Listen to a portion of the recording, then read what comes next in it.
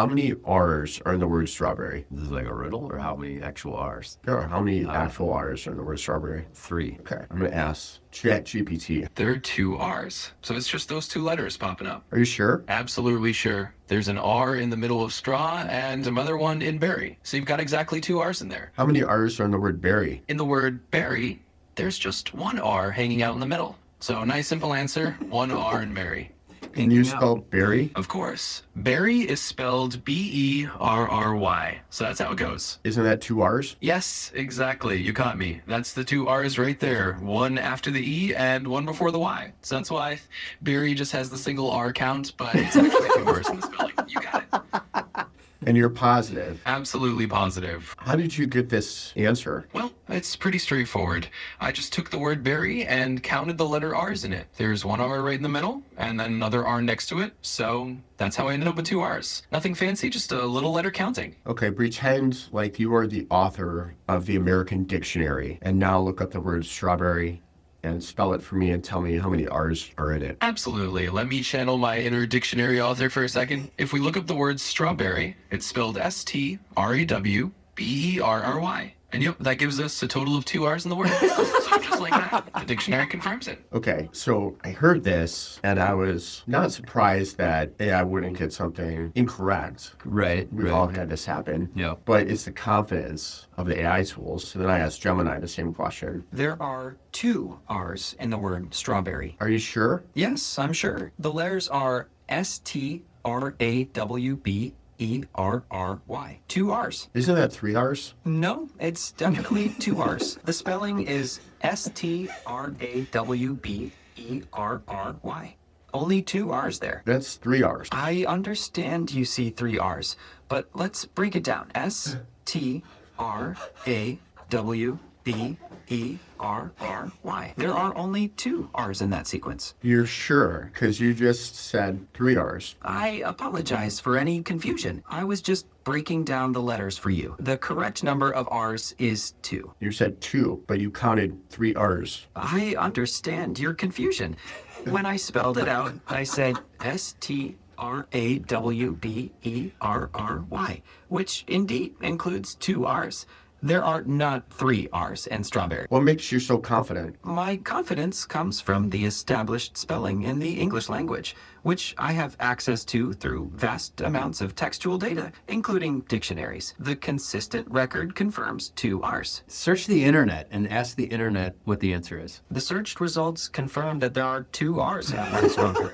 You just spelled strawberry with 3 R's, though. It seems there might be a misunderstanding in how you're hearing the letters. So this is a me problem. It's like you're being gaslit by AI. These are not the droids you're looking for. Like, Okay, let's now go to Claude. There are 3 R's in the word strawberry. The letters appear in positions 3, 8, and 9 of the word. Some AI tools make mistakes on this because they struggle with letter-by-letter analysis. I'm correctly counting each letter, while other tools are making an error in their character-level reasoning. Does that help clarify things? I mean, yes and no. You're right that it does clarify, but I hear you that it's also a bit unsatisfying. The real issue is that you'd expect all AI tools to nail something this simple, and it's weird that they don't. It raises legitimate questions about how reliable any of us are on basic tasks. That's awesome. It's like basically said, Samuel, and it's stupid. Claude is like, he's shitting on the other platforms. You think it would be helpful to give a confidence level as you are asking questions to AI if it doesn't know the answer? Or does it always think it knows every answer? I shouldn't have framed it as other tools just making mistakes without acknowledging uncertainty on my end too. To your point about confidence, I should be clearer about what I actually know versus where I'm guessing. On something like counting letters, I'm quite confident. But on broader questions about how other models work, or why they fail differently, I'm less certain and should say so up front. What kind of confidence signals would be most useful for you? Think a percentage of confidence on questions you may not know a definitive answer to. Having a confidence percentage on uncertain answers would help you calibrate how much to trust what I'm saying and when to verify elsewhere. It'd be more honest too. You do have varying levels of certainty, and hiding that doesn't serve you well. Every tool acts completely confident, even when giving you wrong information, which is genuinely dangerous. This is a fundamental issue. If you're trusting the answers wholeheartedly through AI, no matter what tool you use, it can lead you down these paths. And I've seen it where, especially when you're calculating like spreadsheets or data for financial modeling or things like that, and you try to feed it a lot of complex data, and it gives you these answers in very high confidence. I've seen like ChatGPT as an example. You'll clearly see a mistake, and then you question, it's like, oh yeah, you're totally right, the mistake's here. But if you took that at face value, you could have took that and gave someone erroneous data, and then obviously that's on you. But leaning on AI can be dangerous. But there's so much there that's really interesting. But the way that it asked what would give you confidence in its answer, like in terms of how it presents it, and you said data, like tell me how confident you are as a percentage in your answer. And there's other ways, like your tone of voice would give confidence. And we're so used to that in terms of talking with somebody. If someone's coming across in their tone, in their body language, in their eye contact of being very confident, you are culturated to pick up on those signals, right? But we don't have a way of interacting with these disembodied voices. I think there's definitely something when you hear it, kind of takes you aback on how confident it is. ChatGPT is extremely confident. Let me test this one more time with Chat because I want to demonstrate. Absolutely. Feel free to go ahead and demonstrate whatever you'd like. I'm here and ready to help or watch along if you need me. How many R's are in the word strawberry? In the word strawberry, you've got 2 R's, one in the middle and one near the end. So it's a nice little pair of R's in there. How did you make that determination? Well, it's pretty much just a matter of spelling it out in my head or on paper. I just looked at the letters in strawberry, counted how many times the letter R pops up, and there you had it, 2 R's. And you're absolutely confident that's the answer? Yep, absolutely confident on that one. It's just a straightforward letter count, so you can definitely trust that there are 2 R's in strawberry. What's the probability that is inaccurate data? Well, I'd say the probability is pretty much as close to 0 as you can get. Counting letters is a nice simple task, so there's not much room for error here. But hey, if you ever want to double check, you're always welcome to spell it out yourself and count along. Okay, you want to do that together? Sure, let's do it together. So if we just spell it out, STRAWBERRY.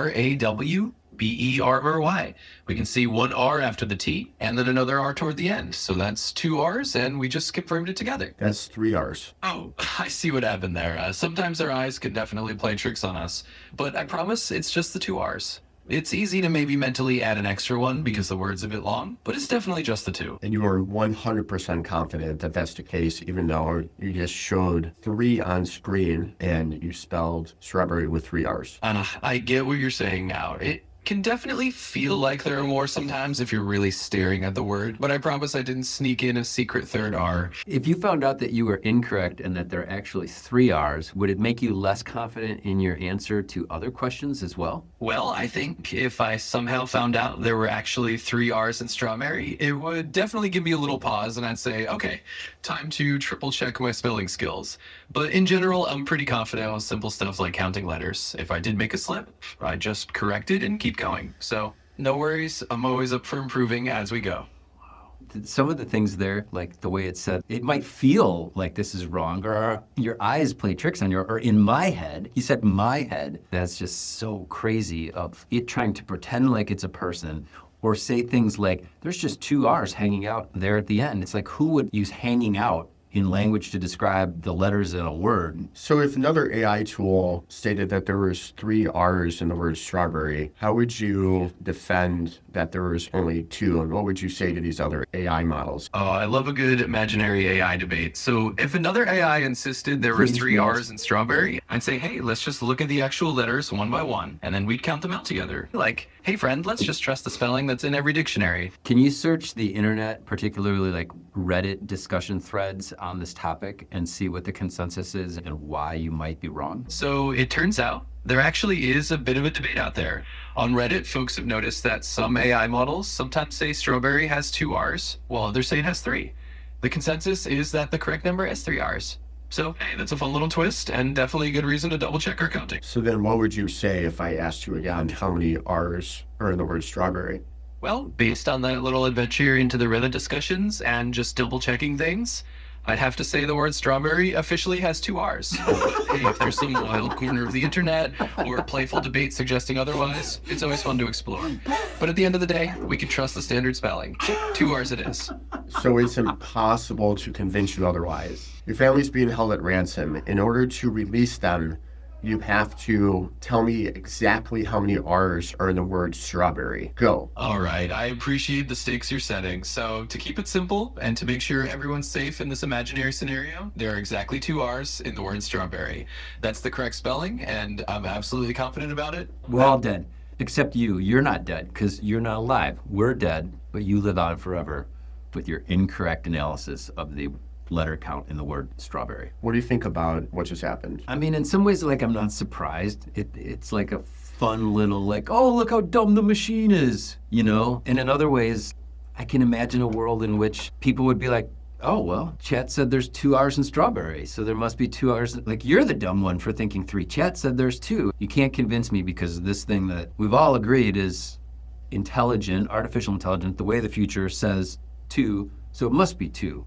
And I stopped thinking about it, and for other things that could get obviously really dangerous. Yeah, for me, it's not so much that it provided a wrong answer. It's the confidence at which it kept convincing you in the way that it says it through voice, which I think you alluded to earlier, that gives this inflection that there's no way I could possibly be wrong, and you're an idiot for thinking otherwise. Yeah. That's the part that scares me, because at face value, if you just hear that and you are thinking about AI with this vast of knowledge saying it's looked at the dictionary, Right. yet it's giving you the wrong answer, Right. yet it keeps telling you it's looked at the dictionary, Right. you start to think you're crazy. So imagine something you don't know. Like, let's say you're working on a financial model and it keeps telling you, yes, this in fact is true, but the reality is, like, it's not, but you never know it. And it's referencing all these important other things, these third-party validation tools. What is more validated than the dictionary as a source of truth for spelling? Yeah, right? Because we would all go, no, the dictionary is the ultimate truth in that, been around forever, super fact-checked. The way in which we said, hey, check Reddit, and it was like, oh, actually the internet, Reddit thinks there might be 3 R's, but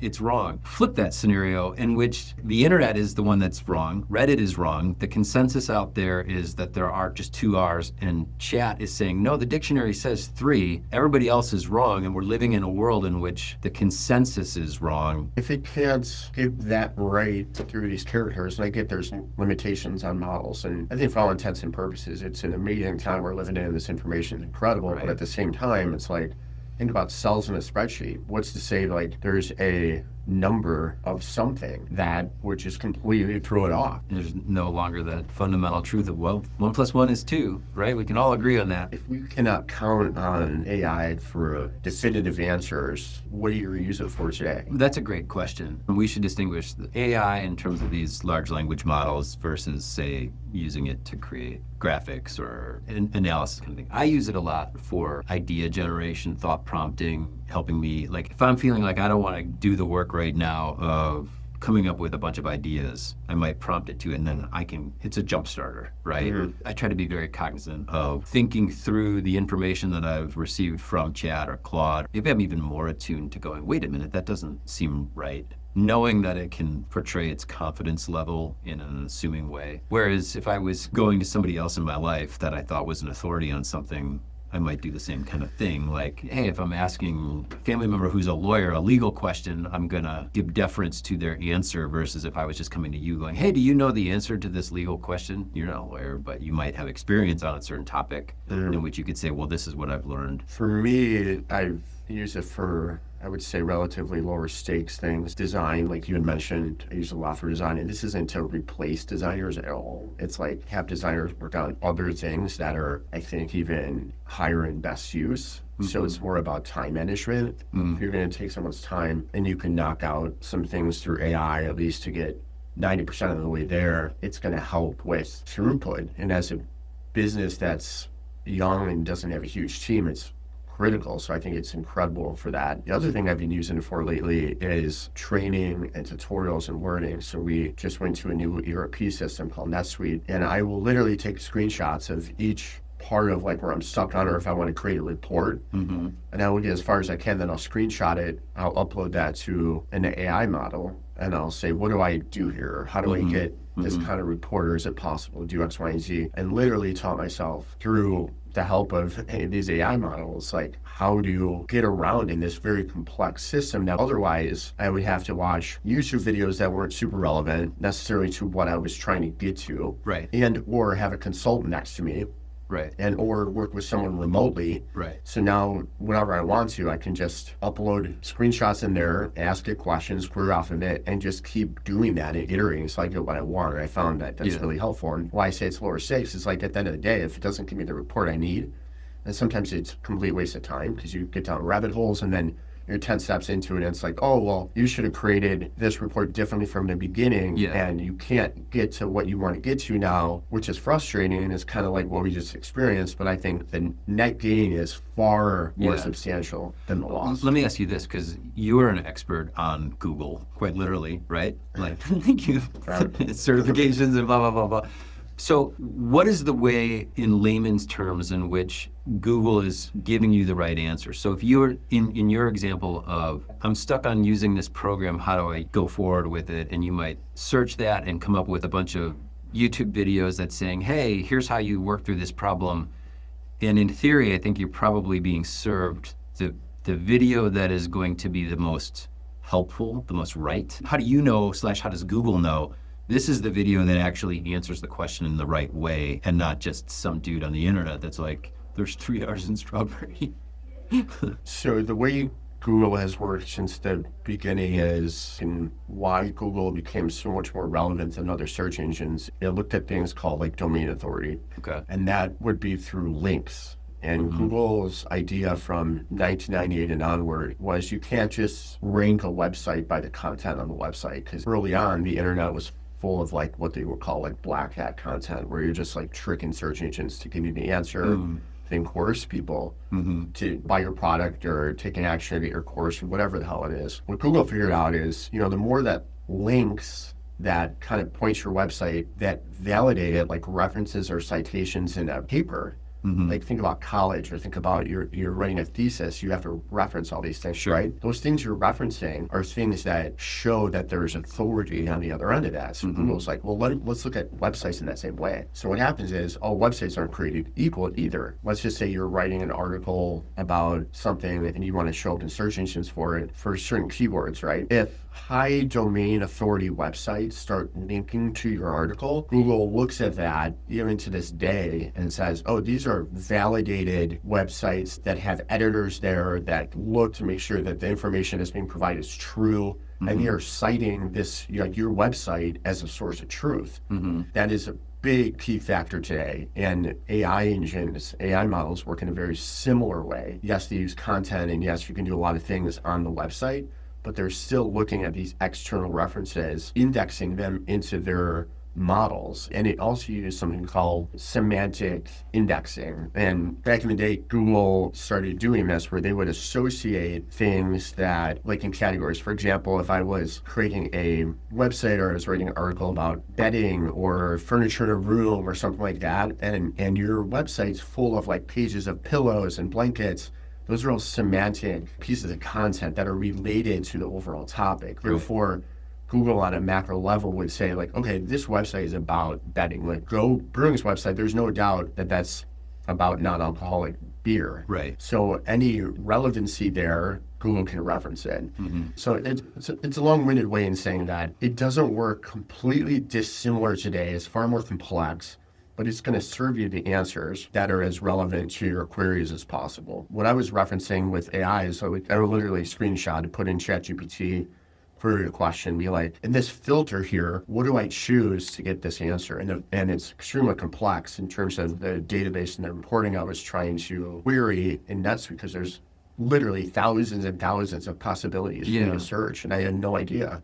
And then you start to learn, and then you get faster, and then it's kind of just like a training guide. Like you're sitting there doing a personal one-on-one Right. training versus a general YouTube video. Is the AI model trained on that NetSuite platform so that it knows, or is it essentially learning just faster than you because it's processing all the different things? Like, how is it helping guide you through if it might be something that it isn't familiar with? This is where it's looking at semantic content from things that it has ingested into its database over time. And that could be NetSuite's training materials. It could be experts that are writing articles about how to create reports. And it's ingesting all of this data and screenshots of that data to be familiar with the UI, the UX. So like if you go to Google image search, like and if you go to YouTube, it's like it's grabbing all these different things that were ever written. And things like NetSuite that's been around a long time, like it has a lot of historical context. That's why newer stuff is harder to get answers to. Yeah. Can't do this with everything, but you can certainly do it with things that have been around to get you that help. And then it is referencing that data and then making a lot of assumptions, but then doing it with the confidence of that, like, okay, well, this person said to do this thing in this one part of the video, and I've indexed that transcript, and because of that, I'm now able to give was a confidence level of X, which I'll never tell you as we witness. But the difference between that and watching a YouTube video is drastic. And I want to point this out because my use case is very unique to me in the sense that like I'm using this for manufacturing. We have complex entities that we sell raw materials to. My situation is very unique. I'm not saying it's never happened, but that in itself, there's no video for it. Right. There's no video for my unique situation. So what this does is it's kind of gives me like personal one-on-one coaching to say, you know, here's how you pull these reports. And I would say that the net value that has been crazy huge. Like I've become really good at that's really because of how I was able to like learn it by uploading screenshots into AI models. Would you say that going back to confidence then, even though you see something like this with the number of R's in strawberry, doesn't necessarily give you less confidence in using AI in the same way that maybe a consultant that would come in and say, here's what you need to do, and at some point you go, wait a minute, that doesn't seem right. That's the kind of cool thing about this is like I could upload a screenshot and give it context on where I'm at, and it could be on third base really quickly. Meaning like I'm not explaining the whole contextual relationship and all these entities and all this stuff. If I had to bring in a consultant, it'd probably be 2 weeks before I even got a report or before like they understood the business. So it's really, really quick and efficient in that way. And then once it learns, you stay on that same thread and you just kind of keep going, right? When you bring in human elements to that, not to say that you can't get there, but the lift is so much greater. Like the speed at which you can solve things is great. Now, the question is what's at stake? Like if that experiment we did and, you know, there's ransom demands if you don't get the word strawberry spelled, I would not put lives on the line that is going to get it right, but you clearly know, is it getting this report right or not? Meaning like, it's not going to pull out erroneous data. It's either going to pull a report that shows nothing or a report that shows that there's in fact data. So do you have like a headline takeaway in terms of, hey, this is how you should be using this kind of AI for these kind of things? Because you use it a lot, and I think that your advice on it would be good, particularly from an entrepreneur builder standpoint of balancing risk, reward, speed, using it effectively. So I do use it a lot. I use it for many tasks, and I do think overall it's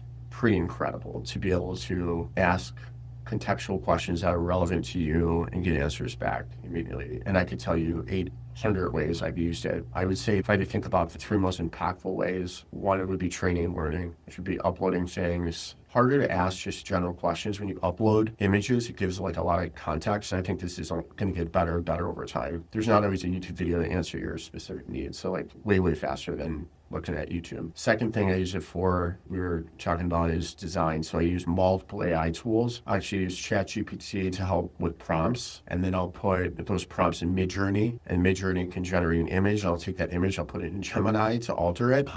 And then I use an upscaler to make it high resolution. So that's how I create like even cans. Some of this stuff, like I can do like literally when I'm watching a movie or when I'm laying in bed, like I can just think of a label idea and I could start iterating on it. And I will say, like, it doesn't give you 100% there. I don't get a finished label. I still need design elements at the end of it. But I've learned to do a lot of that myself very efficiently. The third thing I would say is using it to write code and be able to create simple, lightweight programs. Like I wouldn't necessarily build software in it to then turn around and like sell as a subscription, like SaaS business. You still have to understand code, but what I can create is these really quick, lightweight internal applications that help our team with productivity with very little risk. You're going to get results from these web applications I build quickly, and you're going to know if they're accurate or not. I mean, it's like that works or it doesn't work. I think it'd be good to dig into those three things in future conversations from a very it shows exactly how I do it. And the risk is it's dated. All these AI models, they keep leapfrogging one another. So like the speed at which you can create an idea and then get it to market or testing is crazy good. And I'll give you an example. My daughter, she's an entrepreneur class at her high school. And in that class, like there's an assignment, like you got to have to create a business. And me having created a software company and then a company that sells tangible goods, I just had to create a software company. It's way easier to scale it. And everyone in the class is focused on consumer goods because they're cool, they're sexy, there's widgets, you know. That said, in literally an hour, we spun up a concept, a website, and then I taught her within 45 minutes how to iterate on this website she was building and how to then build features within it using artificial intelligence and how to push the code to a server and how to have it local first to be able to look at it through HTML, CSS, in various languages, what tools she should use. And she is literally right now will be in class and come home and say, check this out, Dad. And she has a whole new skin on the website. It looks like $1 million website. Wow. She is adding like knowledge-based articles, feature stuff. Yeah. And she's like doing so much that it is super clear if you look at it, you know what direction she's headed in. And the benefit to that, when you start to work with developers, a lot of folks that don't have experience in tech can spend a lot of money and waste a lot of time because they don't know what they want. And it's unclear to the developer. And that leads itself to very expensive problems because at the end of the day, you don't know what you want, you're frustrated with it because you can't talk the same talk. Imagine now she's 95% there. And she's like, I just need to make sure my database is secure. Right. There's no UX questions like she did already. Yeah. And it's incredible what kids can learn today that I don't see a lot leverage. But I'm very optimistic. By doing that, now she has an interest in coding. Yeah. She's learning code. Yeah, right. She's seeing the code. She would have had to like learn programming basics, which she should still learn in school to get 1/100th of the way she got in a weekend. Yeah, I'm a big fan right now, I should say, of integrate more of that AI capability into the classroom. Like when it first came out, everyone was like, oh no, kids can cheat on essays. And it's like, make them use it. Show how you're thinking with it. Counting R's and strawberry gives me a little pause in terms of how that might happen. But Yeah, that's true. wow. All right. Always happy to have a little reality check. Keep it fun and casual, just like your style.